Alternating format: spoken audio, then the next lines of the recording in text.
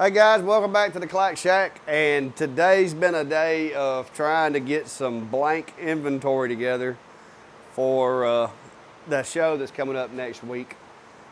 I want to have a lot of wooden accent pieces and everything, so I've been working on getting some stuff together. I'm going to be taking a lot of just extra prepped pieces of wood and prepped items with me so that I can personalize them at the event. That's kind of where my niche is not necessarily just generic wooden pieces, but to have them customized and engraved with whatever the customer chooses. And doing it this way, using the portable Clack Shack, I'll be able to do that. So stick around, I'm gonna kind of go over what I've got, what I've come up with and where I'm at so far, and just let you know kind of where all this stuff come from.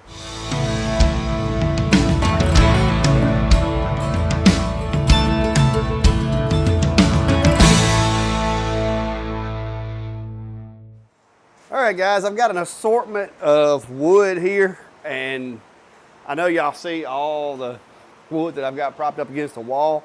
My wife has accused me of being a wood hoarder, but as you know, a piece of wood you throw away is a piece of wood you can't use, and I try to keep anything usable so that when it's crunch time like this and I need dried different varieties of wood, I can just go over to my piles, grab a piece, cut it into shapes, and go from there.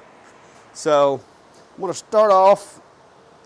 This is just some red oak that I've got. I haven't done anything with it yet. It has been treated with mineral oil before, so that's why it's a little bit darker than normal, but it's the same wood as the other two back there that I did. But I'll start right here. This project is not yet complete. This is gonna be a set of mason jar lantern contraptions. I've made a set of these for the house, and my wife said I need to make a set to take to the show, so that's what I'm going to do with that.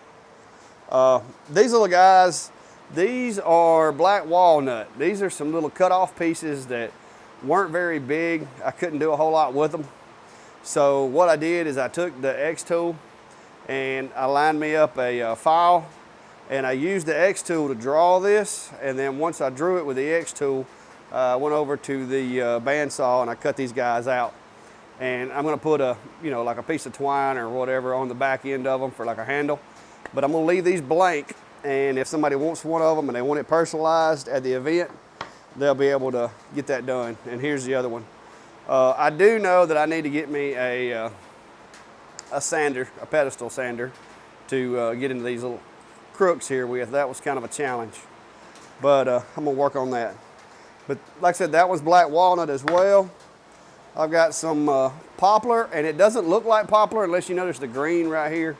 But what this is if you let these logs sit for a while and you let the bugs get in it, I know it sounds stupid, but you let bugs get in the log and just let them do their thing for a little while. And they bring different little microbes and different little funguses and stuff like that into the wood. And that's where you get these colorful lines. I've done nothing to this but sand it. And you get this spalting type look, even on poplar. It's real common, real looked after for maple to let it spalt like that. But poplar is something that people are not used to seeing it with this kind of color. And I just thought that was a cool piece of wood, didn't throw it away, and then I decided to make it into a little cutting board. So this is another piece of poplar. And this one's really rustic. You can see the little holes where the bugs were doing their business. And now I will say this, once I put the wood in the kiln and I dry it out and I heat it up to 145 degrees, that pretty much stops any kind of bugs or any type of algae or anything, or any kind of living organism in the wood. It pretty much kills it. This is another one I did. I actually cut this one out with a 20 watt, but it was a challenge. This is a piece of magnolia wood. It's a really light wood with some gray highlights. It's kind of like the first cousin to poplar, but it's a cool little piece of wood. And I went ahead and put the handle on that one, so we got that going. All right, I've got a couple of these little engraves that I did. These are just more or less to show folks what can be done. I just did a little Christmas in the country, and this is just a blank piece of red oak. Nothing spectacular about it. It does have the bark still on it for the live edge, because as y'all may know, live edge is kind of the rage right now. Did this one here, another little Christmas in the country, piece of red oak, is all that is. Had some really good color on the back side, but I decided to put the burn on this side because of the way the live edge is. And did me a few of these little boards here, and I went ahead and just burned this one just as a demo for people to look at and put the handles on it. And what I'm going to do at the event is, if somebody decides that they want one of these other ones, which are basically the same thing as that one, what I'll do is take the handles off, because all it is 2 Phillips head screws in each handle. I'll take the handles off and engrave it, and then put the handles back on. It's not going to be an overwhelming, labor-intensive process. This one here, I left a little bit of the saw chatter on this one, just because with these rustic handles here, I felt like I needed to go a little more rustic than these, not quite as refined. So when I was planing it, I had a little bit of saw blade chatter right there from the sawmill, and I left that on there so that, you know, it gives it a little more genuine, old-fashioned look. And then, of course, my little Christmas tree stand, I guess you could say. This is a miniature version of what my wife is wanting me to build for her in the house. Only thing is with hers, she's actually wanting the tree to be hidden inside the box. So this is a smaller version of that Christmas tree. Hang on, I'm gonna move the camera around where y'all can see this, guys. But this little guy here, I basically just made that out of some scrap pine that I had left over from the stove cover operation this week. You can probably see a couple of the stove covers in the background over there. I've still got 3 clamped up. I got 1 still here that is done except for the handles, and I got 4 in the truck waiting to be delivered. So it's been a heck of a stove cover day. The Christmas ornaments, y'all have probably already saw all these. I just put them on my little Charlie Brown Christmas tree here just to demonstrate. I got me some cool little lights on there. And I'm working on stocking up on custom keychains. I just throwed a few on this today. I've got to make a run and get some more plywood to where I can fill this guy up. I'm going to take these and have these pre-done with different things that I think will sell, and some of the things that I know will sell because of my display down at Peach Park. And I'm also going to carry some wood with me to where I can actually cut out custom ones. If they have something special that they want on there, I'll be able to burn those on site. I've got pet tags coming. I've got dog tags. I've got business cards. I've got a bunch of coasters. I got square coasters. I got round coasters. I got cork coasters. A bunch of other stuff that I'm going to be engraving as well that doesn't require me to do a lot of building. All right, guys, that's the bulk of what I got done today.